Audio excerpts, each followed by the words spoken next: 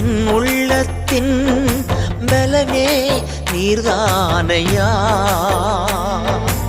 என் உள்ளத்தின் பலனே நீர்தானையா,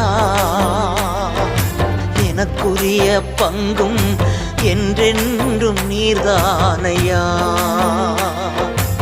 எனக்குரிய பங்கும் என்றென்றும் நீர்தானையா.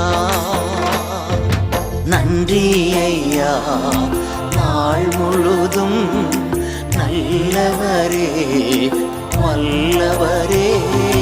விண்ணிலும் மண்ணிலும் உம்மை தவிர எனக்கு யாருண்டு? இந்த மண்ணுலகில் உம்மை அன்றி வேறு விருப்பம் எது உண்டு?